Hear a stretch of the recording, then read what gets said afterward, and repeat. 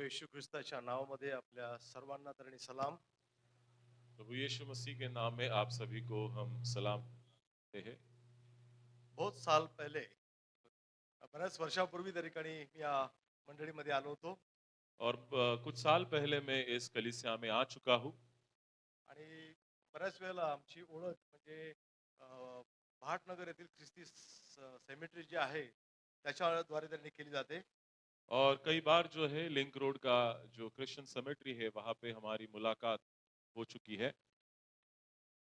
आणि आता सध्या पुणे ख्रिश्चन फोरमच्या माध्यमातून माझी ओळख त्या ठिकाणी सांगितली जाते.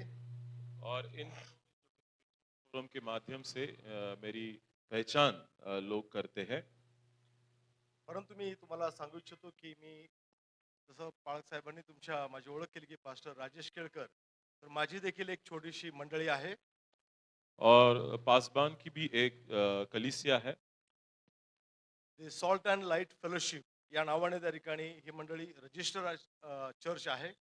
और सॉल्ट और लाइट नाम के से ये संस्था जो है, ये चर्च जो है रजिस्टर हो चुका है। पुणे आणि पिंपरी चिंचवड ह्या दोन ठिकाणी ही मंडळी त्या ठिकाणी चालते. पूना और पिंपरी चिंचवड इन दो भागों में ये कलीसिया जो है सक्रिय। आणि यावेळेला मला तुम्हाला देवाच्या वचनातून त्या ठिकाणी ज्या गोष्टी सांगायच्या आहेत, आपण पाहतो की आता नाताळाचा सण किंवा ख्रिसमसचा सण सगळीकडे जगभर त्या ठिकाणी साजरा केला जात आहे. और इन दिनों में पूरे दुनिया में जो है हम बड़े दिन या क्रिसमस मना रहे हैं और उसके बारे में आपसे बात करने के लिए आया हूँ। आपण जर पाहिलं की आता सध्याच्या काळामध्ये महिन्यापूर्वीच नाताळाची ख्रिसमसची सुरुवात केली जाते. और आप देखते हैं कि अब भी बड़ा दिन नहीं आया है पर इसके पहले 1 महीने से ही इसकी तैयारी की जाती है। वेगवेगळ्या प्रकारे त्या ठिकाणी चर्चेसमधून गीतांची क्वायरची प्रॅक्टिस केली जाते. अनेक लोक नाटिका तर निर्माण करतात. आपण पाहतो की मागच्या काही दिवसांमध्येच 4 तारखेला पिंपरी चिंचवडमध्ये ख्रिस्ती जन्मोत्सव त्या ठिकाणी साजरा केला गेला. पुण्यामध्ये देखील 6 तारखेला गेला, 13 तारखेला आणखी ठिकाणी अशा बऱ्याच ठिकाणी त्या ठिकाणी कार्यक्रम चालू आहेत. और आप देखते हैं कि बहुत सारे कलीसिया में जो है क्रिसमस के बारे में बहुत सारे प्रोग्राम्स किए जाते हैं, गीतों को तैयार किया जाता है, नाटिका को प्रस्तुत किया जाता है। आणि वेगवेगळ्या माध्यमातून आपण त्या ठिकाणी ख्रिस्त त्या ठिकाणी जन्माचा सोहळा साजरा करतो. और अलग-अलग माध्यम से जो है खुदावन यीशु मसीह के जन्म के बारे में हम त्योहार को मनाते हैं।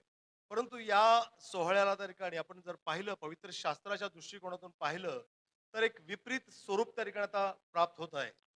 पर हम देखते हैं बाइबल के अनुसार इस जो त्योहार है उसको एक अलग ही मोड़ आ गया है। नक्कीच त्या ठिकाणी सर्व जगाला होणारा जो आनंद आहे तो आनंद आपल्याला देखील झालेला आहे. और पूरे दुनिया को जो खुशी हो गई वो खुशी हमें भी प्राप्त हो गई है। परंतु देवाच्या वचनात जर आपण थोड्याशा काही गोष्टी पाहिल्या तर आपल्या काही गोष्टी लक्षात येतील. पर जब हम परमेश्वर के वचन को देखते हैं तो कई बातें हमारे सामने आती है। की नाताळ आणि ख्रिसमस हा आनंदाचा क्षण नक्कीच आहे. और बड़ा दिन जो है वो सचमुच एक खुशी का त्योहार है। कारण खरोखर देवाच्या अभिवचनानुसार त्याने आपला तारणारा एकुलता एक पुत्र आमच्याकरता पाठविला. और परमेश्वर ने अपने वायदे के अनुसार अपने इकलौते बेटे को इस दुनिया में जरूर भेजा है। परंतु त्याच्या पाठवण्याचं त्या ठिकाणी कारण काय होतं हे जाणणं अतिशय महत्वाचं आहे. और उसको भेजने का मकसद क्या था वो हमें पता होना बहुत जरूरी है। आज आपण वेगवेगळ्या ठिकाणी अनेक प्रकारच्या सेवा पाहतो. आज हम बहुत सारी सेवकाई को दुनिया में देखते हैं। आणि आपण जर पाहिलं तर आपल्या लक्षात येतं की पुष्कळ ठिकाणी त्या ठिकाणी काही ठराविक त्या ठिकाणी सेवा केल्या जातात. और बहुत सारे जगहों में कुछ एक अलग सेवकाई दी जा रही है। देवाच्या वचनानुसार आपण जर पाहायला गेलो तर आपल्याला लक्षात येईल की येशू ख्रिस्ताचा जन्म या प्रकारे झाला असं या ठिकाणी शास्त्रात आपण पाहतो. बाइबल में इस प्रकार से लिखा है कि खुदावन यीशु मसीह का जन्म जो है इस प्रकार से हुआ। येशू ख्रिस्ताचा जन्म या प्रकारे झाला. त्याची आई मरिया हिचे योसेफ याच्यासोबत वागदान झाल्यावर त्याचा सहवास होण्यापूर्वी ती पवित्र आत्म्याने गर्भवती झालेली दिसून आली. तिचा पती योसेफ नीतिमान होता व तिची बेअब्रू करण्याची त्याची इच्छा नसल्यामुळे तिला गुप्तपणे सोडण्याचा त्याने विचार केला. असे विचार त्याच्या मनात घोळत असता पहा, प्रभूच्या दूताने त्याला स्वप्नात दर्शन देऊन म्हटले, योसेफा, दाविदाच्या पुत्रा, तू मरियेचा आपली पत्नी म्हणून स्वीकार कराव्यास अनमान करू नकोस. कारण तिच्या पोटी जो गर्भ आहे तो पवित्र आत्म्यापासून आहे. तिला पुत्र होईल आणि त्याचे नाव तू येशू असे ठेव. कारण तोच आपल्या प्रजेला त्याच्या पापापासून तारेल. हे सर्व यासाठी झाले की प्रभूच्या संदेशानेद्वारे सांगितले ते पूर्ण व्हावे. या ठिकाणी आपण जर का पवित्र शास्त्राकडे आता पाहिलं जब हम पवित्र शास्त्र को देखते हैं, तर प्रभू येशू ख्रिस्त या जगामध्ये कशा करता आला हे स्पष्ट सांगितलेलं आहे. खुदावन यीशु मसीह इस दुनिया में यहाँ इस दुनिया में आया, इसका मकसद जो है यहाँ पे स्पष्ट तरीके से लिख दिया है। नक्कीच येशू ख्रिस्ताने या जगामध्ये आल्यानंतर अनेक चमत्कार केले, हाँ, ये सच है कि खुदावन यीशु मसीह जब इस दुनिया में आया तो उन्होंने बहुत सारे चमत्कारों को किया था, अनेक रोगांना बरं केलं, बहुत सारे लोगों को चंगा किया था। मेलेल्यांना उठवलं, उसने जो मुर्दे ले उनको उनको जिला दिया था, आंधळ्यांना डोळे दिले. जो अंधे थे उनको आंखें दी गई। परंतु हा त्याच्या एक सेवेचा भाग होता. त्याच्या देवपणाची लक्षणं त्यातून दिसत होती. पर वो उसके सेवा का भाग था और वो ईश्वर होने का वो एक प्रतीक था। परंतु त्या ठिकाणी इथे आपण पाहतो जे वचन त्या ठिकाणी या ठिकाणी सांगितलेलं आहे ते वचन काय सांगतं पहा. 21 वचन, तिला पुत्र होईल आणि त्याचे नाव तू येशू असे ठेव, कारण तोच आपल्या प्रजेला त्यांच्या पापापासून तारेल. वचन 21 में लिखा है कि वह पुत्र जनेगी और उसका नाम यीशु रखना, क्योंकि वह अपने लोगों को उनके पापों से उद्धार आपल्या करेगा। लोकांना पापापासून तारण द्यायला त्या ठिकाणी ताराव्यास तो जगात आला. अपने लोगों को जो परमेश्वर है पापों से उद्धार करने को त्याच्या आएगा। जन्माच्या सुरुवातीलाच त्या ठिकाणी वचन सांगतात त्या ठिकाणी, संदेश त्या ठिकाणी सांगतात, दूत सांगतात की तो आपल्या लोकांना आपल्या प्रजेला तारायला आला आहे. और परमेश्वर के वचन में लिखा है कि वो अपने लोगों का उद्धार करने के लिए आया है। आम्हाला आमच्या पापापासून सोडवणं हा महत्वाचा विषय त्यांनी आपण या ठिकाणी पाहत आहोत. और हमारे पापों से नजात पाना, उद्धार पाना, यही सबसे महत्वपूर्ण आणि विषय है। देवाची ही अगदी पूर्वीपासून योजना आपण पाहतो उत्पत्तीच्या 3ऱ्या अध्यायापासून की देवाने माणसाचं जे पतन झालं होतं त्या पतनापासून त्याला पुन्हा त्या ठिकाणी आपल्या सहवासात घेण्याकरता देवाने योजना ऐकली. और उत्पत्ति की किताब उसका 3रा अध्याय में जो परमेश्वर मनुष्य जो है परमेश्वर से दूर हो गया था पापों के कारण, उसको वापस लाने यही उसका मकसद था। आणि म्हणून आपण जर आता देवाच्या वचनाकडे पाहतो की प्रभू येशू ख्रिस्त आम्हा सर्वांच्या पापांची क्षमा करण्याकरता जगात आला आहे. और इसीलिए वचन में लिखा है कि खुदावन यीशु मसीह इस दुनिया में इसीलिए आया ताकि हम पापों से उद्धार पा सके। आता आपण पाहतो की प्रभू येशू ख्रिस्त कोणत्या दिवशी जन्मला हा एक त्या ठिकाणी वादाचा किंवा त्याच्यावर रिसर्चचा भाग आहे. अब खुदावन यीशु मसीह का जन्म किस दिन हुआ, ये बहुत ही अलग बात है। इसके ऊपर हमें चर्चा करना है, इसके ऊपर अध्ययन करना बहुत 25 जरूरी है। डिसेंबरला तो जन्माला की नाही याची खात्री कोणी देऊ शकत नाही. अब वो 25 दिसंबर को ही जन्मा था इसके बारे में हम नहीं जानते पण हैं, निश्चित तो या जगात जन्मला. पर वो जन्मा है वो सच बात है।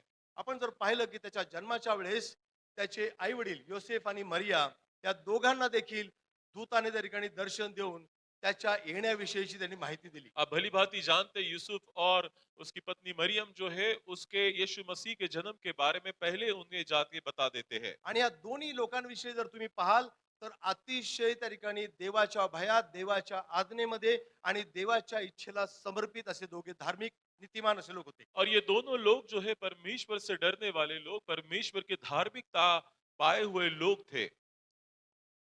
परमेश्वराने त्या ठिकाणी येशू ख्रिस्ताला हे जगात आणण्यात आणा जर तुम्ही मलाखी आणि मत्तय याची कालगणना जर पाहिली तर 400 वर्षाचा जवळजवळ काळ होता की जो संपूर्ण शांत काळ किंवा त्याला क्वाइट पिरियड म्हणतात.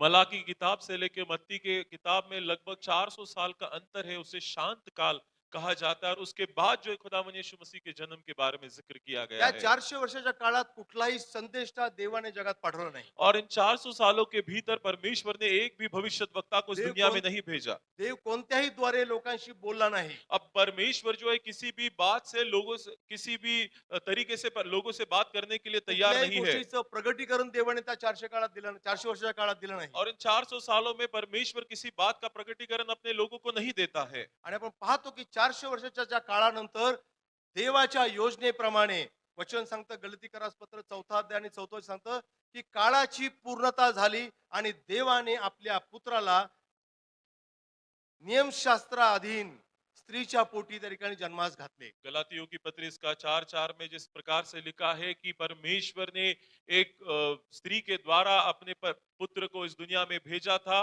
और इन 400 सालों के बाद जब सही समय आया तभी परमेश्वर ने इन सभी बातों को किया था, ऐसे लिख रखा है। अतिशय योग्य वेळी सर्व भौगोलिक ऐतिहासिक राजकीय सामाजिक परिस्थिती देवाने त्या काळात त्यांनी तयार केली. और परमेश्वर ने इन सभी भौगोलिक जो है और सभी बातों को देखते हुए परमेश्वर ने उस योजना को बनाया था। आणि त्यानुसार त्या ठिकाणी आपण पाहतो की जेव्हा योसेफाला कळतं की मरिया ही गर्भवती झाली आहे. और जब यूसुफ को पता चलता है कि मरियम जो है गर्भवती है, त्यावेळेस त्या ठिकाणी योसेफ हा नीतिमान असल्यामुळं तिची समाजामध्ये लोकांमध्ये बेअब्रू करण्याची किंवा तिला त्या ठिकाणी कुठेतरी त्रास होईल अशा प्रकारे कुठलंही कृत्य करण्याचं त्याच्या मनात नव्हतं. अब वो धर्मी होने के कारण उसने ये सोचा कि वो उसे बदनाम करना नहीं चाहता, कि समाज में उसकी बदनामी हो।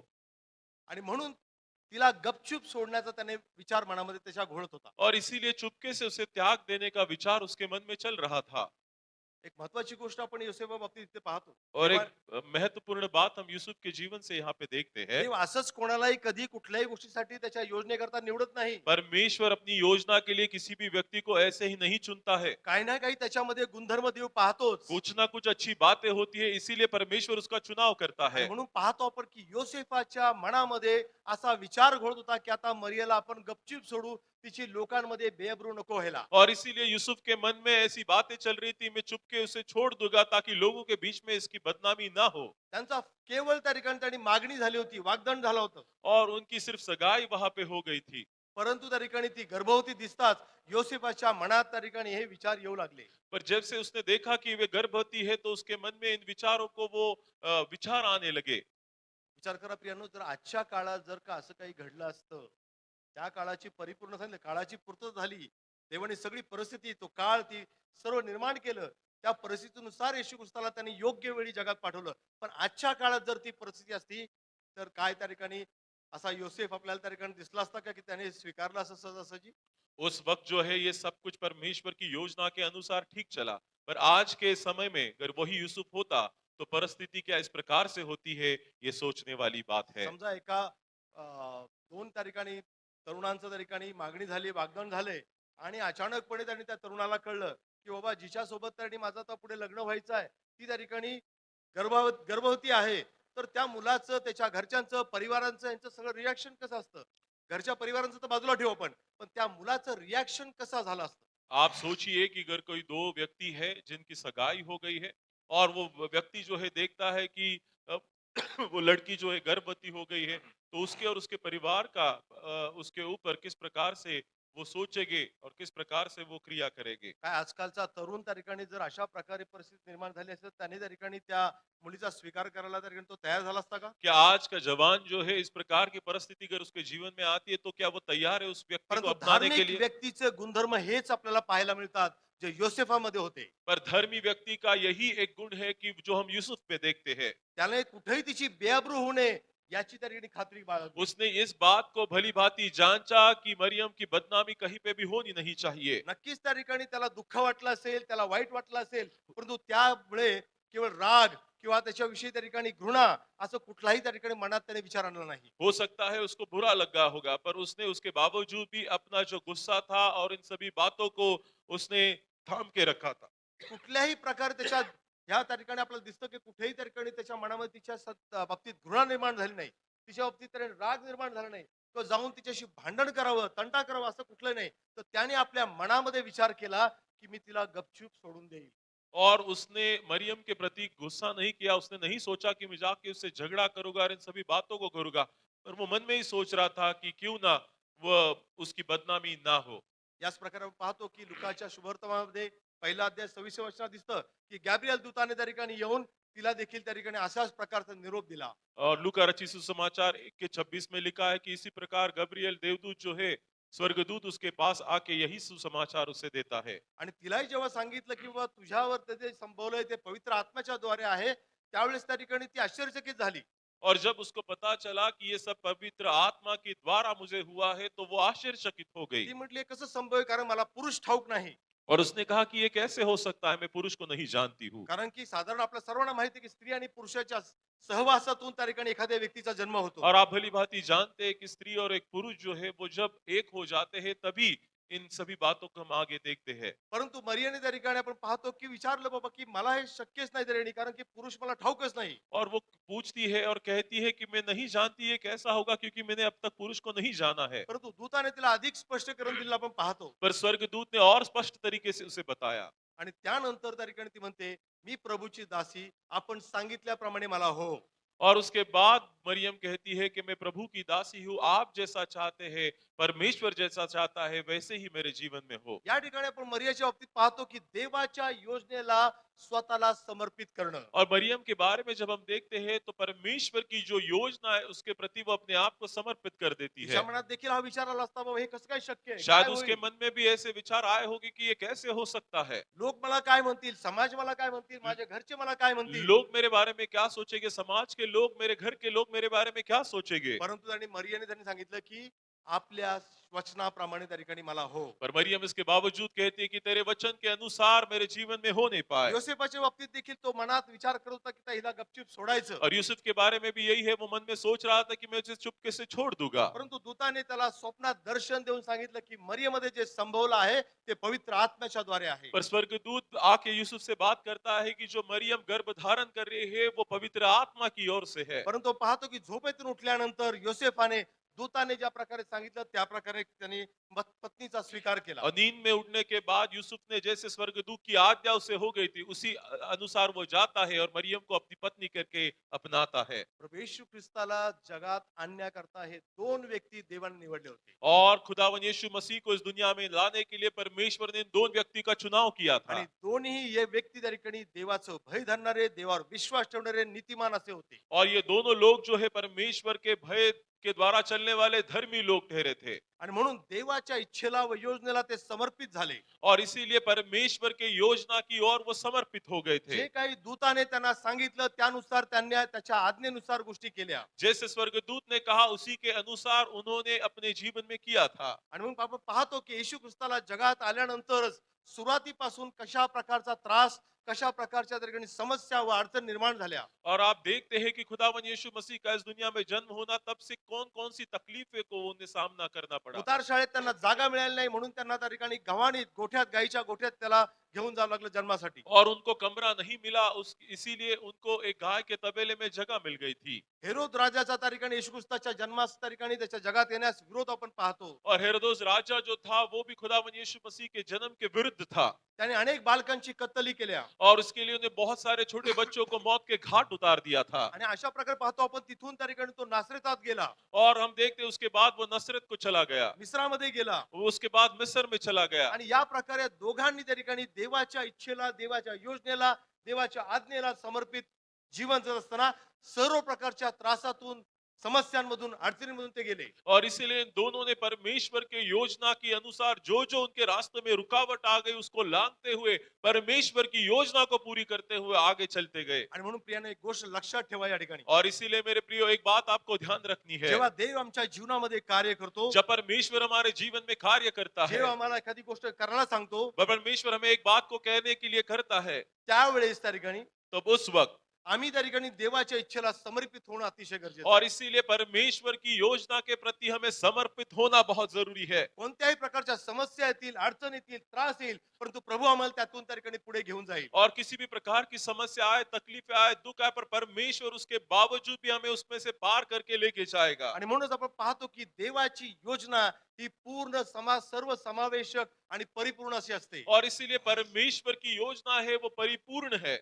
आणि या ठिकाणी आपण पाहतो की येशू ख्रिस्ताचा जो जन्म आहे तो जन्म याच करता आला, याच करता झाला की जेणेकरून आमच्या सर्वांच्या पापांची क्षमा व्हावी. इसीलिए खुदावन यीशु मसीह का जन्म इसलिए हुआ कि हम सभी को अपने पापों से उद्धार प्राप्त हो जाए। आपण पाहतो योहानाच्या सुवर्तनामध्ये 3रा अध्याय आणि 16 आणि 17 वचन. 16 वचन आपल्याला सांगतं, कारण देवाने जगावर एवढी प्रीती केली. और यूहन्ना रचित सुसमाचार में लिखा है 3 अध्याय के 16 वचन में कि खुदावन यीशु परमेश्वर ने इस दुनिया से इतनी मोहब्बत रखी।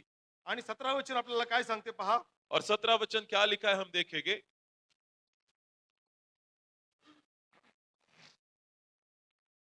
देवाने आपल्या पुत्राला जगाचा न्याय निवाडा करण्यासाठी नाही तर त्याच्याद्वारे जगाचे तारण व्हावे म्हणून पाठवले.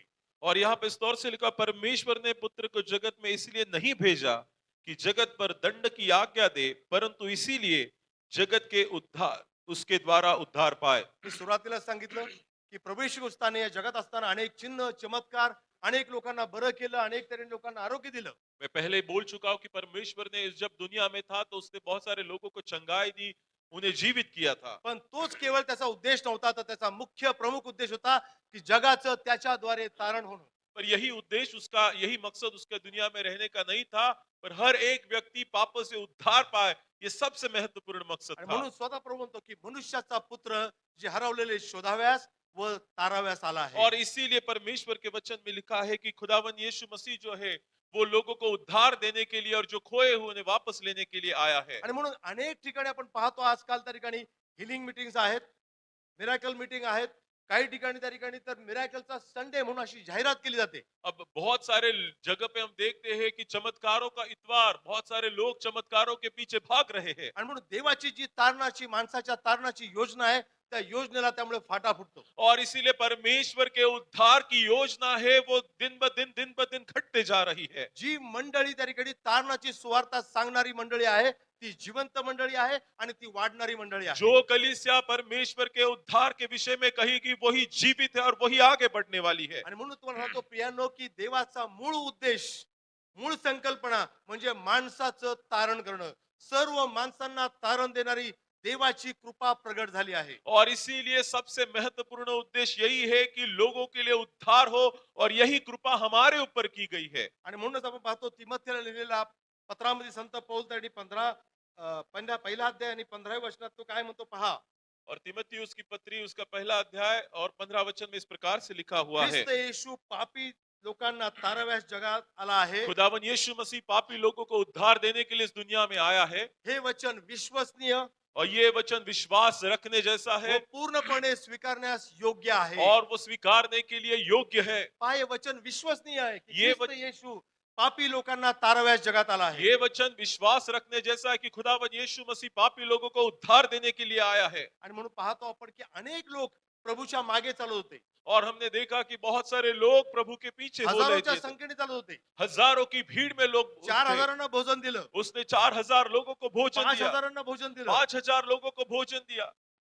परंतु जेव्हा तो वधस्तंभावर जात होता तेव्हा हे 4-5 हजार लोक कुठे होते हो? पर जब ये कलवरी की ओर जा रहा था, ये 4-5 हजार लोग कहाँ थे? चमत्कार पाहून त्या ठिकाणी आरोग्य मिळून त्याने अनेक लोक प्रभूच्या मागे चालत होते. और चमत्कारों को देखते हुए, चंगाई को प्राप्त करते हुए बहुत सारे लोग यीशु मसीह के पीछे जा रहे आणि थे। आजही तीच परिस्थिती और आहे. आज भी वही परिस्थिति है। बरेचसे चर्चे संख्येने मोठ्या संख्येने भरलेले आहेत अब कलीसिया जो है बहुत सारे लोगों से भर गई है, चमत्कारांसाठी, चमत्कारों के लिए, आरोग्यासाठी, चंगाई के लिए व्यापारासाठी, और बिजनेस के लिए आशीर्वाद मिळण्यासाठी. और आशीषों के लिए। अरे मग प्रभू येशू ख्रिस्त कशासाठी आलाय? पर यीशु मसीह क्यों इस दुनिया में आया? आम्हाला तारण द्यायला आलाय. हमें उद्धार देने के लिए, आमच्या पापांची क्षमा करण्यासाठी हमें आलाय. पापों से मुक्ति देने के लिए। हा मूळ उद्देश आम्ही विसरलोत काय? और ये सचमुच जो महत्वपूर्ण बात है, हम शायद भूल गए हैं। आम्ही वर्षानुवर्ष नाताळ साजरा करतो. हम सालों साल बड़ा दिन मनाते हैं, आम्ही ख्रिसमसच्या सगळी तयारी करतो. हम क्रिसमस की तैयारियां करते हैं, नवे कपडे घेतो. नए नए कपड़ों को लेते चर्चला हैं, सजावट देतो. हम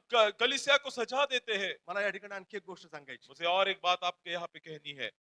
मला माहित नाही तुमच्या चर्चमध्ये या ठिकाणी गव्हाणी तयार करतात की नाही. मैं नहीं जानता कि आपके चर्च में यहाँ पे मेंजर बनाते हैं कि परंतु नहीं। जवळजवळ 99% चर्चेसमध्ये गव्हाणी तयार केली जाते. और लगभग 99% कलीसिया में जो है आणि त्या मेंजर मध्ये त्या ठिकाणी सर्व त्या ठिकाणी ते स्टॅच्यूज जे आहेत त्या ठिकाणी ते ठेवले जातात. और वहां पे छोटे छोटे स्टैचूज को रखा जाता है।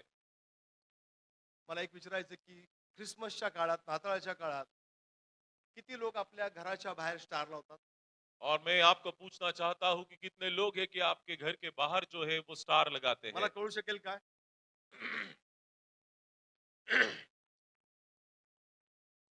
का बरं आम्ही स्टार का लावतो? क्यों लगाते हैं हम तारा? पूर्व दिशेला तारा पाहून.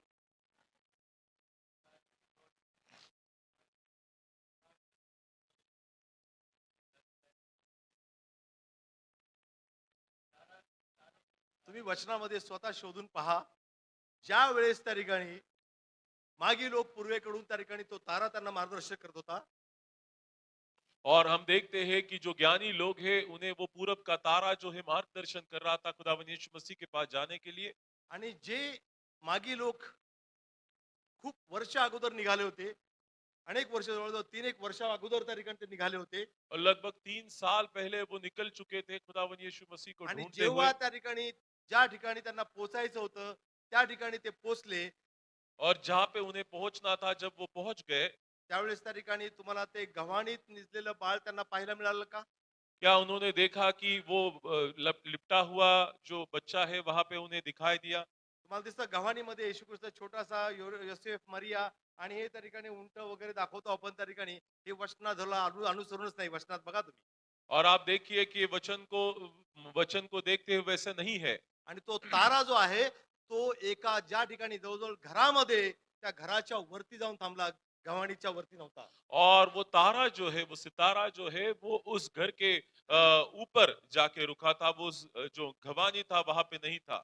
तुम्ही देवाच्या वचनात शोधून बघा, त्या गव्हाणीच्या वरती आम्ही स्टार लावतो, तो स्टार त्या गव्हाणीच्या तिथं गोठ्यात आणि गायीच्या त्या ठिकाणी नव्हता. और गौशाला के ऊपर जब हम उस तारे को लगाते, सितारे को लगाते, वैसे नहीं है। तर त्या घरामध्ये, ज्या घरामध्ये त्या ठिकाणी मागे लोक आले आणि त्यांनी आपली सर्व अर्पण त्याला अर्पण केली, त्या घराच्या वर तो तारा होता. और जिस घर में ये ज्ञानी लोग आए थे, उसी घर के ऊपर वो तारे को हम देखते हैं। मग मला सांगायचं आहे की ज्या घरामध्ये येशू ख्रिस्त जन्मलेला आहे, ज्या घरामध्ये त्या ठिकाणी असणाऱ्या लोकांच्या जीवनात येशू ख्रिस्त जन्मला आहे, त्या घरांनी त्यांनी घरामध्ये तारा लावणं हे योग्य असू शकेल. और जिन लोगों के जीवन में खुदावन यीशु मसीह जन्मा है, वहां पे वो जो सितारा है वो लगाना जरूरी है। नाहीतर परंपरा आणि प्रथेनुसार आम्ही फक्त तारा लावायचा, त्याला काही अर्थ नाही. और सिर्फ परंपराओं को देखते हुए हमें उस सितारे को लगाना, उसका कोई मतलब नहीं है। घरामध्ये सगळ्या चांगल्या गोष्टी तयार केलेल्या आहेत, घराला रंगरंगोटी केली आहे, घरामध्ये तरी नवीन त्या ठिकाणी सर्व गोष्टी तयार केलेल्या आहेत, घर सजवलेलं आहे, परंतु येशू ख्रिस्तच नाही प्रियांनो, तर काय उपयोग? हमने अपने घरों को सजाया है और बहुत अच्छी तरीके से सजाया, अगर खुदावन यीशु मसीह अगर हमारे घर में नहीं है तो उसका कुछ भी फायदा आणि नहीं है। तीच गोष्ट आहे, आम्ही किती धार्मिकता आमची त्या ठिकाणी दाखवली, आम्हाला देवाचं वचन किती ठाऊक असलं, परंतु जर येशू ख्रिस्त आमच्या जीवनामध्ये नाहीये, तर त्याला काही अर्थ नाही. हमने कितनी भी धार्मिकता दिखाए, हम कितना भी नीति महत्व दिखाए, अगर हमारे जीवन में अगर खुदावन यीशु मसीह नहीं है तो उसका कुछ भी फायदा नहीं है। आपण जर त्या ठिकाणी तिमोथेचं जे पहिलं पत्र आणि त्याचं पहिला अध्याय आणि 15 वचन पाहिलं, अब तिमोथियो का पहला पत्री और पहला अध्याय और उसका 15 वचन अगर हम देखते हैं। कोणीतरी वाचावं. तिमोथेचं पहिलं पत्र, पहिला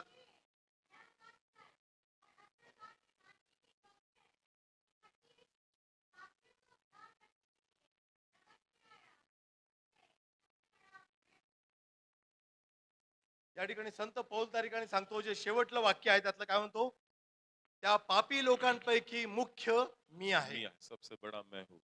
होतो म्हणत नाही, तो आहे. और वो ये नहीं कहता कि मैं था, हा, वो कहता है कि मैं हूँ। मी त्या मुख्य पापी लोकांपैकी मुख्य आहे. और इन सभी पापियों के बीच में मैं सबसे बड़ा हूँ। सगळ्यात महत्वाची गोष्ट ही त्या ठिकाणी आहे की त्या पापी लोकांपैकी मी मुख्य आहे.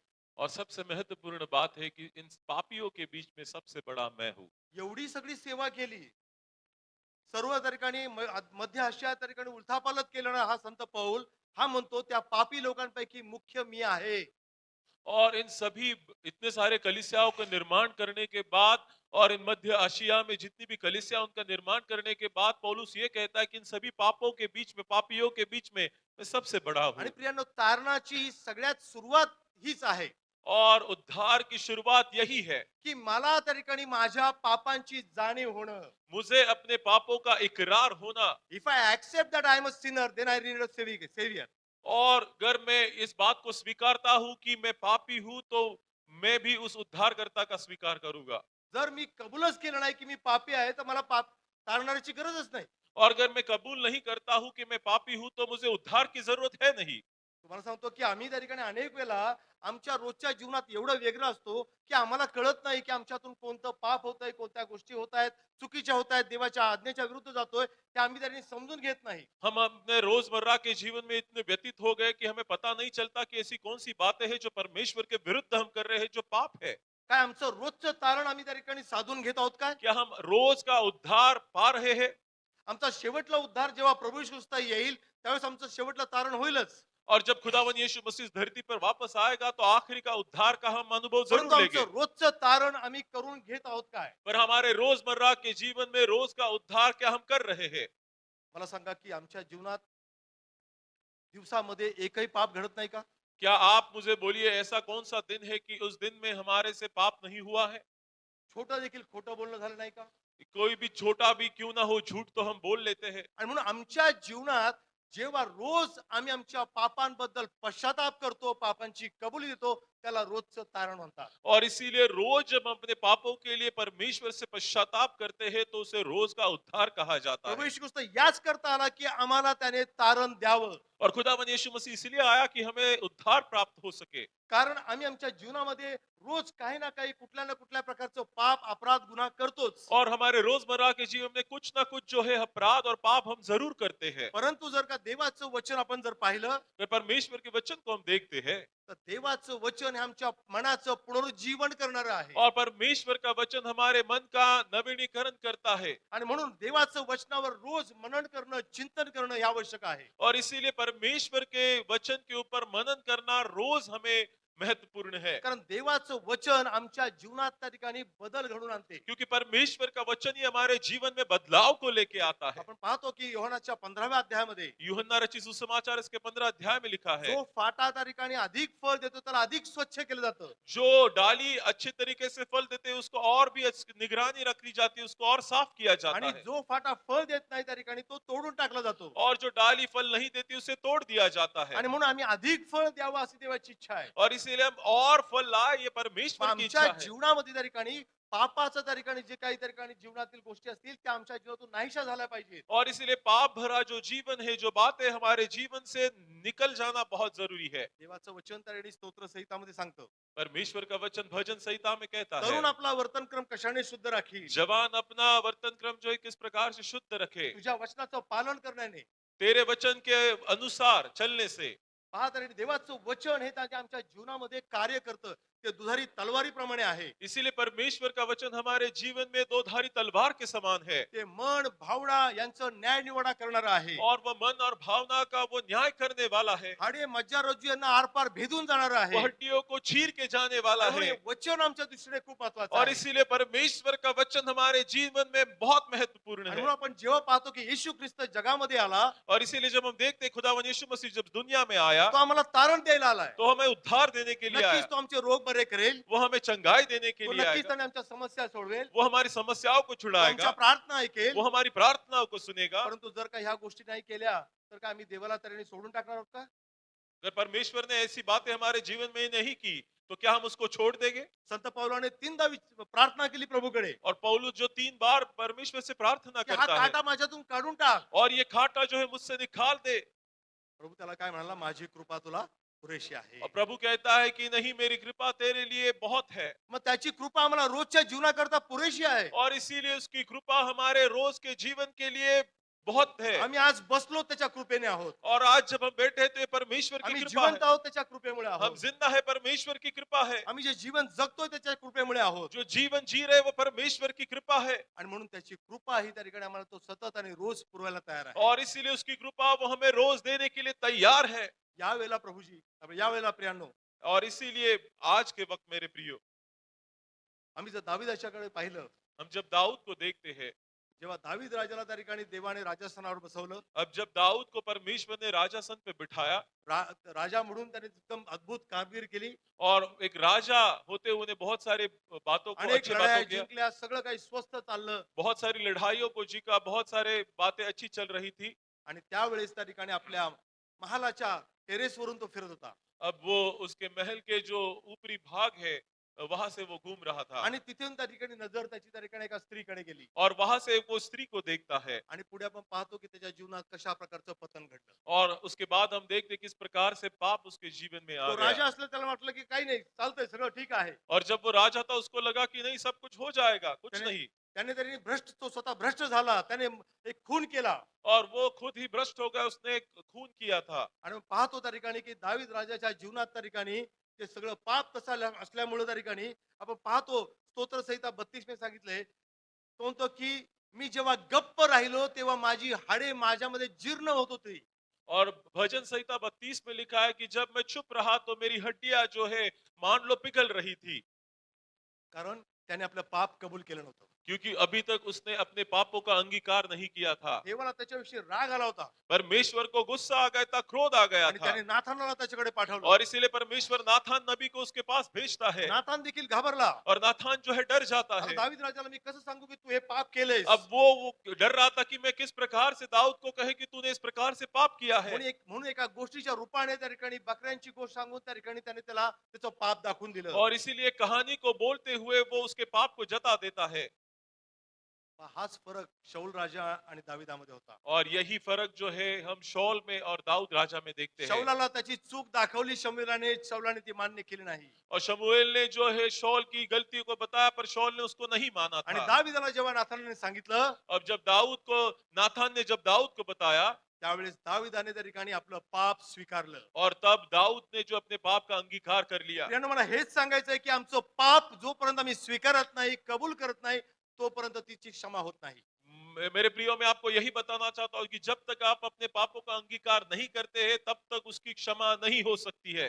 दाविदाने त्या ठिकाणी शांतपणे त्या ठिकाणी ते पाप केलं, गपचूप राहिला. तो राजा आहे म्हणून त्याला सगळं काही मुभा आहे. तुम्ही जर त्याची राजाची रीत जर पाहिली तर त्याला सगळ्या गोष्टी तरी मुबलक प्रमाणात तरी मिळणार होत्या, म्हणून तो निर्धास्त होता. अब राजा के अधिकारों को अगर आप देखते पढ़ते हैं, तो जब वो कुछ ऐसी बातों को करता है, तो उसको वो करने के लिए पूरी इजाजत है, क्योंकि वो चुप रहा था। परंतु देवाच्या दृष्टीने त्या ठिकाणी दाविदाने जे केलं ते चुकीचं होतं, ते पाप होतं, ते महाभयंकर पाप होतं. देवाला ते मान्य नव्हतं. पर परमेश्वर की नजर से जो दाऊद ने किया था, वो महाभयंकर पाप था, और वो पाप ही ठहरा आणि था। म्हणून कोणत्याही प्रकारचं पाप आमच्या जीवनात आज जर आहे, ते कार्यान्वित आहे, त्याच्यामध्ये आम्ही पापामध्ये आहोत, तर ते देवाला मान्य नाही. और आज आपके जीवन में, मेरे जीवन में किस प्रकार के पाप में अगर हम है, तो परमेश्वर को वो नहीं कारण अच्छा लगता है। पाप देवाच्या सहवासात राहू शकत नाही. क्योंकि पाप जो है परमेश्वर के सहवास में कभी नहीं रह तो सकता परम है। पवित्र परमेश्वर वो आहे परम पवित्र परमेश्वर है, आणि त्याच्या सानिध्यात पाप टिकू शकत नाही. और उसके सानिध्य में किसी प्रकार का पाप नहीं रह सकता है। हा यशाचा 6वा अध्याय यशायाह नबी का किताब उसका 6वां अध्याय।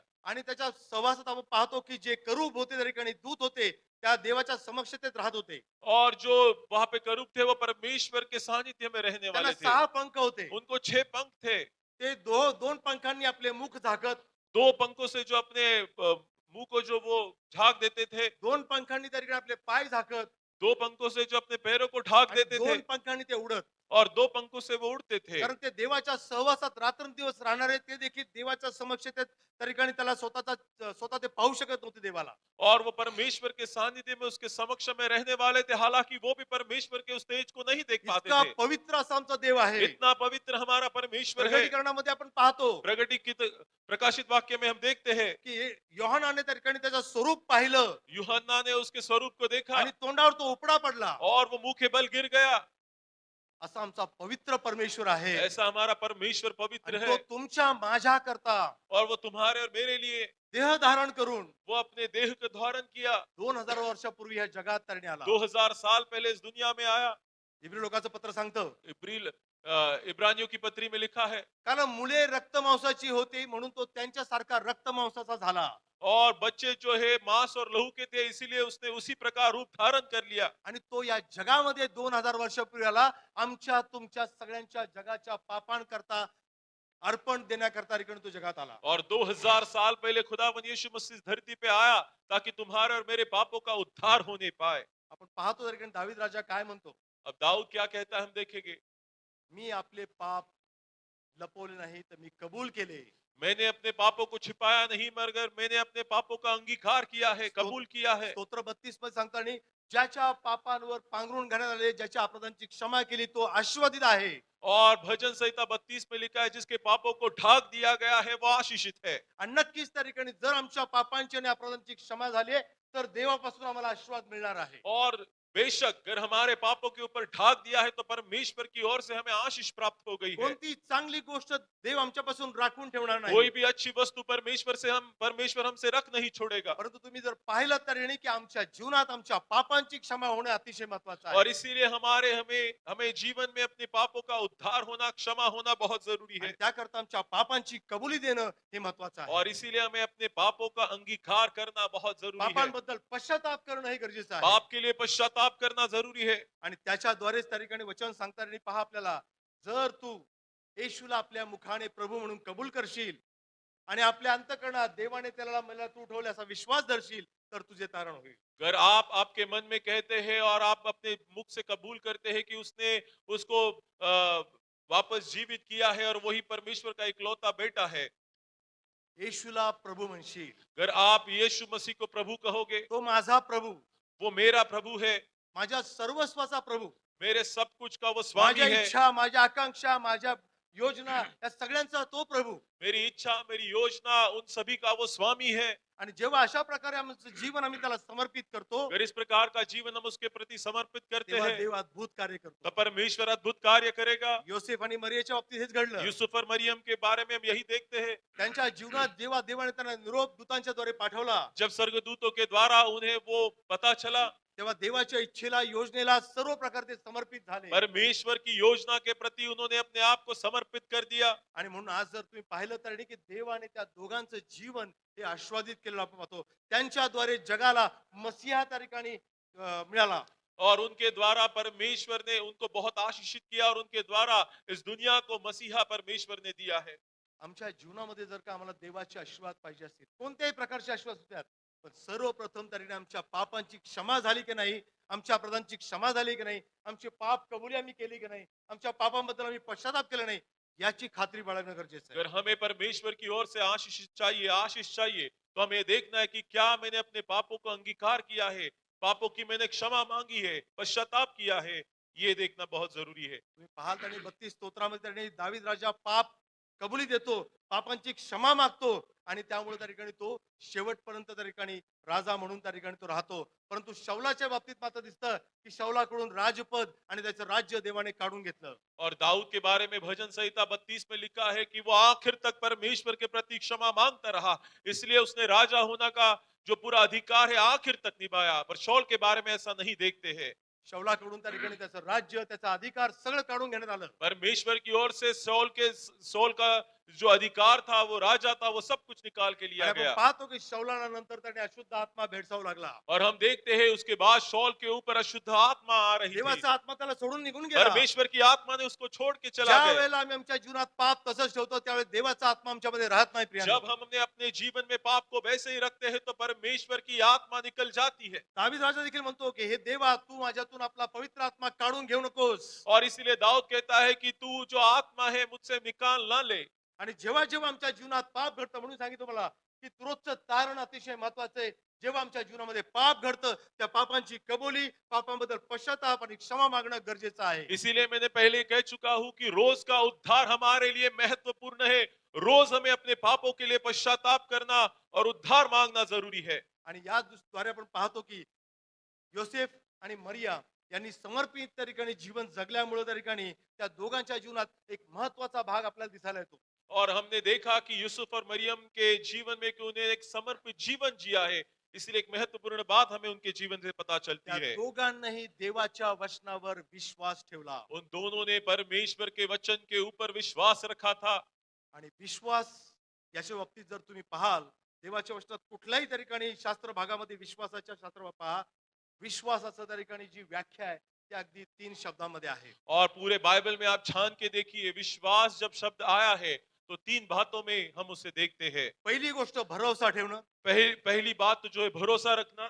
योसेफ आणि मरियाने त्या ठिकाणी दूताच्या त्या ठिकाणी शब्दांवर, त्याच्या वचनांवर विश्वास ठेवला, भरोसा ठेवला. यूसुफ और मरियम ने स्वर्गदूतों के बातों के ऊपर भरोसा रखा, विश्वास रखा।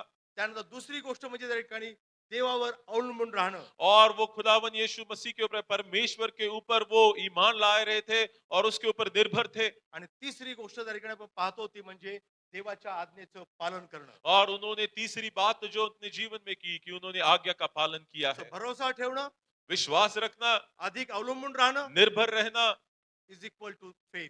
त्याच्या बरोबर तरी काय म्हणलं आपण तरी आज्ञा पालन करणं इज इक्वल टू फेथ. और आज्ञा पालन करना, इन तीनों को मिला के अगर हम देखते हैं तो उसका मतलब होता है विश्वास। साधी सरळ सोपी व्याख्या. और ये बहुत सरल और सादी व्याख्या है। विश्वास तर यांचा पिता कोण आहे माहिती आपल्याला? आपको पता है कि विश्वास रखने वालों का पिता कौन है? अब्राहम. अब्राहम। उत्पत्तीच्या 12व्या अध्यायामध्ये उत्पत्ति के 12 अध्याय में देवाने त्याला सांगितलं, परमेश्वर ने उससे कहा, तू आपलं घर, तू अपना घर, नातेवाईक, आपलं रिश्तेदार, कुळ, अपना कुल हे सगळं सोडून निघ. सब छोड़ के निकल जा। मी सांगतो त्या ठिकाणी तू जा. मैं जैसे कहता हूं वैसे तू मी जा, वहां पे जा। तुझ्यापासून एक मोठं राष्ट्र निर्माण मैं करीन. तेरे से एक राष्ट्र को उत्पन्न करने मी वाला तुझ्या हूं। संततीला आशीर्वाद देईन. मैं तेरे संतति को आशीषित करने वाला हूं। समुद्रकिनारची वाळू आणि आकाशातील तारे इतकी तुझी संतती करीन. समुंदर के बालू के समान और वहां पे जो आकाश के तारे उनके समान मैं उसे कर दूंगा। अब्राहमाला त्या ठिकाणी भरोसा ठेवायला देवावर काही कारण होतं का हो? क्या अब्राहम के पास ऐसी कुछ वजह थी कि वो उसके ऊपर विश्वास करे? त्याला संतती होती का? क्या उसको संतति थी, बच्चे थे? परंतु देवाने त्याला सांगितलं, आज्ञा दिली. पर परमेश्वर ने आज्ञा दी त्या थी, आज्ञेवर त्या वचनावर त्याने भरोसा पर ठेवला. उसके ऊपर उसने ईमान लाया, विश्वास किया। आणि पाहतो त्या ठिकाणी की जो अब्राहम त्या ठिकाणी 75 वर्षाचा असताना देवाने त्याला अभिवचन दिलं होतं की तुझी संतती, हगारीची संतती नाही, तुझी संतती हीच त्या ठिकाणी मी आश्वासित करील. त्याच्यावर त्या ठिकाणी त्याने भरोसा ठेवून तो अवलंबून राहिला. म्हणून 75व्या वर्षी त्या ठिकाणी अभिवचन दिलं. 100व्या वर्षी पूर्ण झालं. तोपर्यंत त्या ठिकाणी तो देवावर अवलंबून राहिला. थोडीशी मध्ये त्या ठिकाणी साऱ्यांनी गडबड करून ठेवली. 75 साल के जब वो था तब परमेश्वर ने उससे वायदा किया, और जब वो 100 साल का हो गया उसका वायदा परमेश्वर ने पूरा किया। पर इन सभी के बीच में वो अपने आप में विश्वास योग्य रहा। बीच में जो है सारा के बारे में हम जिक्र को देखते हैं। कारण आम्हाला अनेक वेळा मनुष्य असतो आणि म्हणून मनुष्य आमच्या मनुष्य वृत्तीने त्याने विचार करतो की कदाचित देवाची इच्छा असे असेल म्हणून तू माझ्या दासीसोबत लग्न कर आणि तिला तिच्याद्वारे प्राप्त झालेले संतान हे देव आस्वादित करेल. और हम मनुष्य है तो मनुष्य की ओर से हम विचार करेंगे कि शायद हो सकता है कि सारा से मुझे एक औलाद पैदा हो, और वही औलाद परमेश्वर आशीषित परंतु करेगा। देवाचं वचन सांगते की परमेश्वर मनुष्य नाही. और इसीलिए परमेश्वर का वचन कहता है कि परमेश्वर मनुष्य नहीं तो है। आपला शब्द बदलत नाही. परमेश्वर अपने बात को नहीं तो बदलता आपली है, योजना बदलत वो नाही. अपनी योजना को नहीं ज्या बदलता काही है। गोष्टी तो बोलला ते करतच. जो वो कोई कहेगा वो सब कुछ पूरा ते करेगा, सगळं घडतच. वो सब कुछ पूरा हो जाएगा। आणि यानुसार त्यांनी देवाच्या योजनेप्रमाणे 2000 वर्षापूर्वी प्रभू येशू ख्रिस्त या जगात मनुष्यांना लोकांना तारवायस आला. और 2000 साल पहले उसके योजना के अनुसार उसने जन्म लिया, ताकि लोग जो है अपने पापों से उद्धार पाए। आपण पाहतो की 700 वर्षापूर्वी 2700 वर्षापूर्वी यशया संदेशाने देखील जे भविष्यवाणी केली 2700 सालों के उस वक्त भी यशायाह आइजया नबी ने जो है भविष्यवाणी की थी, ही पूर्ण देखील आपल्याला झालेली पाहतो. और वो भी यहाँ पे पूरी होते हुए हम अनेक देखते हैं। भविष्यवाण्या त्या ठिकाणी केलेल्या येशू ख्रिस्ताच्या जन्माविषयी आपण पाहतो. बहुत सारी भविष्यवाणों को देखते हैं जो पूरी हो चुकी है। मिखामध्ये देखील आपल्याला पाहायला मिळते. मीका के किताब में भी लिखा है। यानुसार त्यांनी देवाने आपल्या पुत्राला त्या ठिकाणी योग्य वेळी या जगामध्ये पाठवलं. और इसी को देखते हुए परमेश्वर ने योग्य समय पे अपने पुत्र को इस दुनिया में भेजा था। याच करता त्या ठिकाणी की देव आणि मनुष्य याच्यामध्ये जी आडभिंत तयार झाली होती ती पाडून त्यांची सहभागिता पुन्हा तयार करणं. वो इसीलिए था कि परमेश्वर और मनुष्य के बीच में जो दीवार खड़ी हो गई थी उसको गिरा के वो दोनों वापस एक हो जाए। आणि म्हणून देव आणि मनुष्य याच्यामध्ये एकच मध्यस्थ आहे आणि तो येशू ख्रिस्त आहे. और इसीलिए परमेश्वर और मनुष्य के बीच में एक ही मध्यस्थता है जो प्रभु यीशु मसीह है। कुठला सेवक मध्यस्थ नाहीये. कोई भी सेवक नहीं है, प्रॉफिट मध्यस्थ नाहीये. कोई भी भविष्यद्वक्ता नहीं कुठलाही है, प्रेषित मध्यस्थ नाहीये. कोई भी प्रेषित नहीं है, केवळ येशू ख्रिस्त. सिर्फ यीशु मसीह तरी है। आज किती प्रेषित किती भविष्यवक्ते झाले असतील.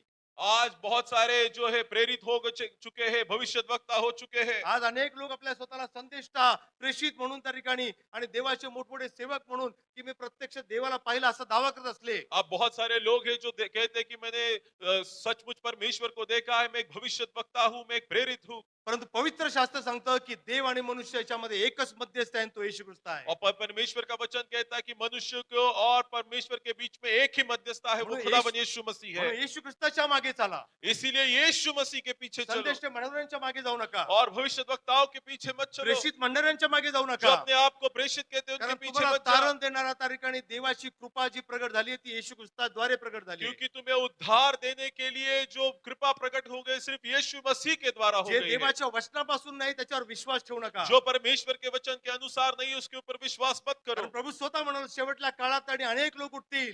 परमेश्वर के वचन में परमेश्वर खुद कहता है कि आखिरी दिनों में बहुत सारे लोग माझ्या नावाने उठेंगे, चिन्ह चमत्कार अशा अनेक गोष्टी वो बहुत करतील. सारे अद्भुत कार्य को करेंगे। खऱ्या अर्थाने पाहिलं तर देवाच्या सुवार्तेला आज विपरीत स्वरूप दिले गेले. और सच में देखा जाए तो परमेश्वर के सुसमाचार को एक गलत तरीके से लोगों के बीच में लाया जा रहा है। जी देवाचं सुवार्ता त्या ठिकाणी मनुष्याला तारायला सामर्थ्य अशा त्या ठिकाणी आहे व्यक्तीला वेगळं स्वरूप दिलं गेलंय. परमेश्वर का जो सेविकाई है, उद्धार है, जो लोगों के लिए एक अच्छी बात है, उसको एक अलग रूप दिया गया है। संत पौल करिंथकराच्या पत्रामध्ये म्हणतो, और करंथियों की पत्री में पौलुस इस प्रकार से कहता है, ही सुवार्ता प्रत्येक विश्वासाला तारण्यासाठी देवाचं सामर्थ्य आहे. और ये परमेश्वर की ओर से सामर्थ्य है पहा, जो हमें सुवार्ता हे प्राप्त हो गया। सामर्थ्य आहे. सुवार्ता ही सामर्थ्य आहे तुम्हाला मला तारण्यासाठी. सुसमाचार ये सामर्थ्य हमारे उद्धार के लिए। कुठल्याही संदेशाची, कुठल्याही त्या ठिकाणी आरोग्य देणाऱ्याच्या किंवा कुठल्याही समस्या सोडवणाऱ्या त्या ठिकाणी व्यक्तीच्या काही हे सामर्थ्य नाही. तुम्हाला तारण केवळ येशू ख्रिस्त देऊ शकतो. जो लोग कहता है कि मैं तुम्हारे प्रॉब्लम्स को हल कर सकता हूं, मैं भविष्य सकता हूं, मैं चंगाई दे सकता हूं, वो व्यक्ति काम में नहीं आएगा। आणि म्हणूनच तरी आम्हाला देवाच्या वचनावर विश्वास ठेवणं प्रियानं गरजेचं आहे. और इसीलिए परमेश्वर के वचन के ऊपर विश्वास रखना बहुत योसेफ जरूरी आणि मरियेने देवाच्या वचनावर विश्वास ठेवला. है। यूसुफ और मरियम ने परमेश्वर के वचन के ऊपर विश्वास जे किया। देवदूतांच्या द्वारे वचन त्यांच्यावर आलं त्यांनी त्याचे पालन केलं. जो पद स्वर्गदूतों से उन्हें प्राप्त हो गया, उसका उन्होंने पालन किया। आणि त्याद्वारे देवाची जी काही सर्व जगाच्या तारणाची योजना होती ती योजना देवाने घडून आणली. और इसीलिए पूरे संसार के लिए, पूरे जगत के लिए परमेश्वर की जो उद्धार की योजना थी, उसे पूरा कर चुका। आम्ही अनेक वर्ष नाताळ सण साजरा करतो. सालों साल हम जो है बड़ा दिन मनाते हैं। आम्ही त्या ठिकाणी हा नाताळ सण अनेक वर्षांपासून साजरा करत असतो. सालों साल से हम जो बड़ा दिन मनाते हैं। पण या वर्षीचा नाताळ जर का आम्ही साजरा करत आहोत, अगर इस साल का बड़ा दिन हम मनाते हैं, तर आज विचार करा की माझ्या पापांची क्षमा झाली आहे का, माझ्या अपराधांची क्षमा झाली आहे का, मला ख्रिस्त येशूद्वारे जे तारण आहे ते तारण लाभलं आहे का. एक बार सोचिए क्या क्या मेरे अपराधों की क्षमा हो गई है? क्या मैंने अपने पापों का अंगीकार किया है? देवाचा आत्मा या गोष्टीविषयीची मला खात्री देतो का की माझं तारण झालं आहे, क्या परमेश्वर की आत्मा हमें बताती है कि क्या मेरा उद्धार हुआ है, माझ्या पापांची क्षमा झाली आहे का, मेरे पापों की क्षमा हो गई है? आणि ख्रिस्त येशू मध्ये माझं जीवन सुरक्षित राखलं गेलंय का. क्या खुदावन यीशु मसीह में मेरा जीवन सुरक्षित है? ये अपने आप को जांचना है। आणि तर आम्हाला त्या ठिकाणी हा जो नाताळ आम्ही साजरा करू, जो आनंद साजरा करू, मला असं म्हणायचं त्याला एक विपरीत स्वरूप का म्हटलं मी, कारण कालच्या 2 दिवसापूर्वीच त्यांनी एक ख्रिसमसचा मोठा बाजार भरला गेला आणि त्याच्यामध्ये त्या ठिकाणी लोक बेभान होऊन नाचत होते. वेगवेगळ्या प्रकारच्या गाण्या लावून तरी नाचत होते. हे कुठलं स्वरूप आहे नाताळाचं? और हा कुठला आनंद आहे? 2 दिन पहले हमने देखा कि एक बहुत बड़ा जो जुलूस निकला था, और वहां पे लोग जैसा चाहिए वैसे उन गानों के ऊपर नाच रहे थे, कूद रहे थे। ये किस प्रकार का बड़ा दिन मनाते हैं हम? ख्रिस्त येशूची सुवार्ता सांगणं, ज्या चर्च मधून, ज्या मंडळीमधून मी आलेलो आहे, जिस कलीसिया से आप आए हैं, जिथे तरी माझं तारण झालं, जिथे मला प्रभूमध्ये वाढवलं गेलं, जहाँ पे आपका उद्धार हो गया, जहाँ पे आपको प्रभु में बढ़ाया गया है, ते ख्रिसमस साजरा केला जात नाही, वहां पे बड़ा दिन नहीं मनाया तिथे जाता गुड है, फ्रायडे साजरा केला जात वहां नाही, पे गुड फ्राइडे नहीं मनाया ईस्टर जाता साजरा है, केला जात वहां पे नाही. ईस्टर नहीं मनाया त्या जाता त्या है। दिवशी आम्ही त्यांनी स्वार्था प्रसाराला रोज तर जातोच आम्ही, पण त्या त्या दिवशी आम्ही स्वार्था प्रसाराला अख्खं चर्च म्हणून निघून जाते. और उस दिन जो है पूरा कलीसिया होने के नाते हम बाहर जाते हैं, सुसमाचार का प्रचार करते मला हैं। अजून आठवतं की 15 वर्षापूर्वी माझी पत्नी मरण पावली और आपको अभी भी याद है कि 15 साल पहले आपकी पत्नी जो है इंतकाल हो गया है। आणि ती आणि आम्ही दोघं सेवक असताना वर्षाला जवळजवळ 40 बाप्तिस्मे आम्ही करायचो. और लगभग आप और आपकी पत्नी जो है साल में 40 लोगों को बपतिस्मा देने का ख्रिस्ती काम करते लोकांचे थे। पुन्हा बाप्तिस्मे नाही, और वो मसीह लोग जो बपतिस्मा पाए उनका वापस बपतिस्मा नहीं करते थे। सगळे ख्रिस्ताकडे विधर्मी लोकातून आलेले. और जो गैर मसीह है उनको वो खुदावन यीशु आज ती मसीह में संख्या लाते कमी थे। झालेली आहे, आज वो संख्या कम हो गई है, पण पुन्हा एकदा नव्याने तरी एक सुरुवात केली आहे. पर वापस एक बार हमने वापस एक बार नई एक शुरुआत की है। देवाच्या कृपेने त्यांनी आणखी एक चांगला जोडीदार मला त्यांनी लाभलेला आहे और एक बार परमेश्वर ने एक साथीदार मुझे दिया है, आणि ती अतिशय त्या ठिकाणी प्रभूमध्ये विश्वासू आणि अग्रेसिव्ह अशी आहे. और जो पत्नी उन्हें प्राप्त हो गई वो भी विश्वास में बहुत ही दृढ़ है और काम करने में बहुत आगे है। Central America, south America, north America मध्ये अनेक चर्चेस मध्ये जाऊन ती देवाचं वचन सांगते. और आपकी पत्नी जो है सेंट्रल अमेरिका, नॉर्थ अमेरिका और वह वहाँ के काफी कलीसिया में जाके सुसमाचार का प्रचार करती है। एका आंतरराष्ट्रीय संस्थेसोबत त्या ठिकाणी ती काम करते. और वो एक अंतर्राष्ट्रीय जो संस्था है उसके अंतर्गत वो काम करती है। महिलांसाठी अतिशय प्रभावीपणे काम करते महिलाओं के लिए बहुत अच्छा काम करती है। आणि प्रभूला आम्ही त्याबद्दल धन्यवाद देतो. और आप जो है परमेश्वर को धन्यवाद देते हैं। आणि 15 वर्षानंतर त्या ठिकाणी या सगळ्या गोष्टी आता पुढे करत असताना अनेक लोक आता प्रभूकडे येऊ लागलेले आहेत. अब लोग जो है जैसे हम इस काम को वापस एक बार हाथ में लिए, बहुत सारे लोग परमेश्वर में आ रहे हैं। या मागच्या काही 15 वर्षाच्या कालावधी खूप चढ उतार त्यांनी जीवनामध्ये आले. और इन 15 सालों में मैं बहुत ही उतार चढ़ाव को अपने जीवन में देख चुका हूँ। मुलांची जबाबदारी होती मेरे बच्चों की, आपके बच्चों की जिम्मेदारियां थी। आणि त्या मुलांना शिक्षण देऊन पुढे वरती मोठं करायचं होतं. उन बच्चों को आगे बढ़ाना, उन्हें एजुकेशन देना, ये मेरी जिम्मेदारी थी। त्यांना प्रभूमध्ये वाढवणं हे देखील महत्वाचं काम होतं. परमेश्वर में बढ़ाना वो भी बहुत महत्वपूर्ण जिम्मेदारी थी। आणि 15 वर्ष या सगळ्या गोष्टी मी करत राहिलो. और 15 साल जो है आप इन बातों को कर रहे थे। आणि प्रभूला मी धन्यवाद देतो की लेकरांना त्याने चांगलं शिक्षण देऊन त्याच्या विश्वासामध्ये भक्कम व खंबीर केला आहे. मैं आप परमेश्वर को धन्यवाद देते कि परमेश्वर ने आपके बच्चों को एजुकेशन में आगे लेके गया और अच्छा रखा है और परमेश्वर में भी दृढ़ किया है।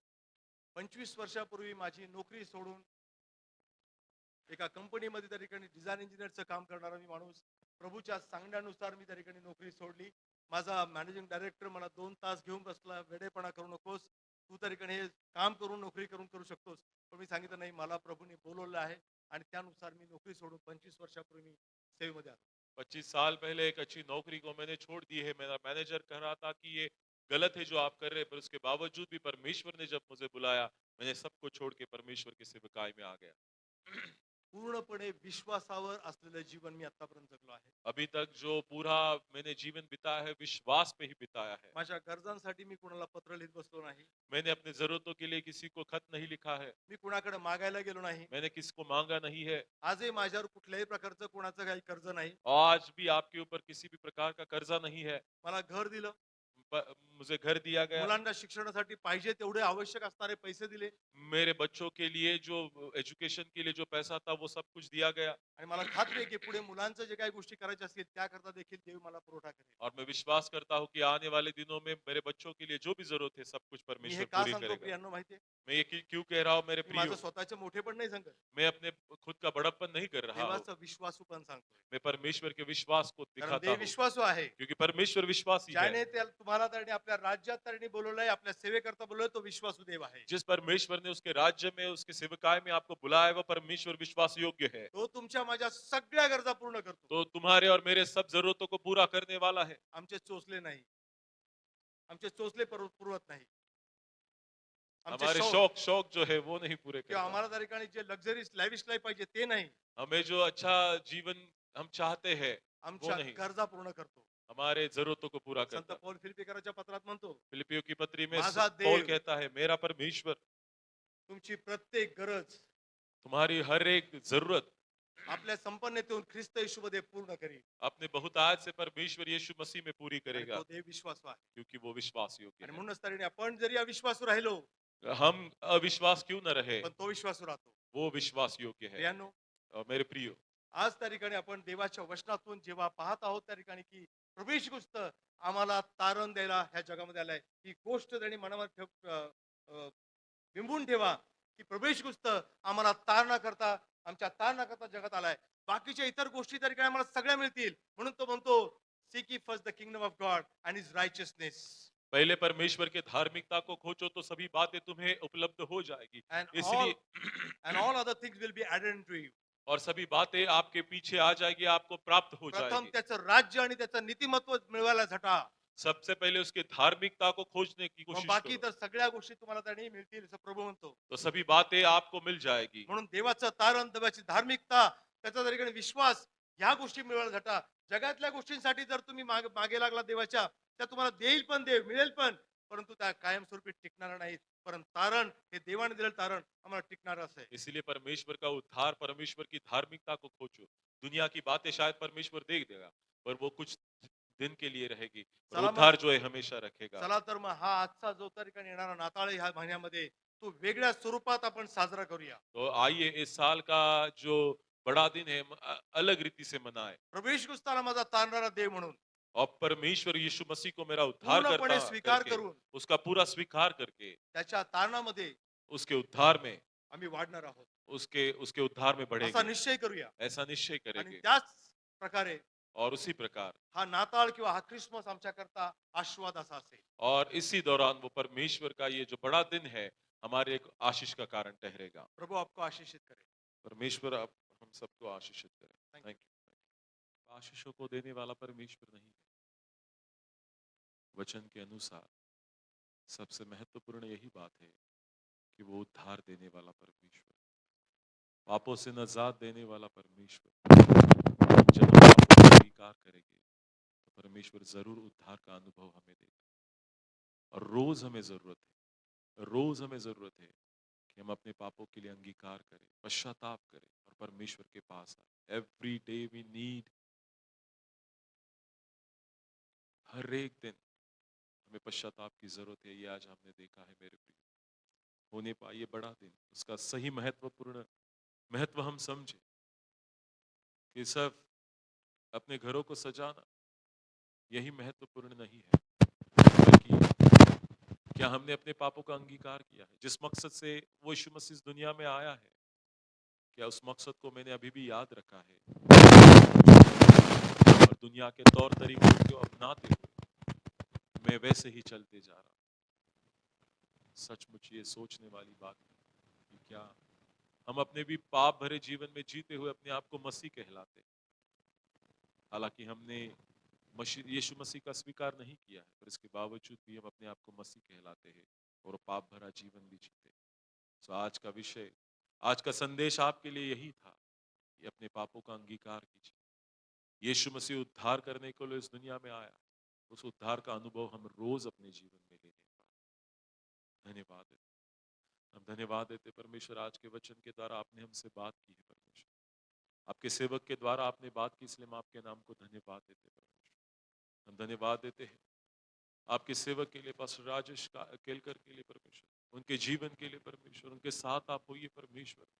जो सच्चे वचन का ज्ञान है परमेश्वर, जो सच्चा वचन है, वो आने वाले दिनों में बहुत सारे लोगों तक लेके जाने पाए परमेश्वर। धन्यवाद देते परमेश्वर, उनके साथ रहिए, उनके आने जाने में उन्हें सहायता और मदद कीजिए परमेश्वर। उनकी सेवकाई को बहुत आज से आशीष कीजिए, और जो समाज के लिए कार्य करते परमेश्वर, उन्हें भी, उसमें भी उन्हें सहायता और मदद कीजिए परमेश्वर। उनके दोनों बच्चों को आपके हाथ में देते, उनके कामकाज में आने जाने में उन्हें सहायता और मदद कीजिए। उनकी पत्नी को आपके हाथ में देते परमेश्वर। इन सभी के ऊपर आप आपकी आशीष दे दीजिए। वापस एक बार आज के कलाम को आपके पवित्र हाथों में देते, ये प्रार्थना मेरे उद्धार करता खुदावन यीशु मसीह के नाम से मांगते, सुन और तू कबूल कर। आमीन।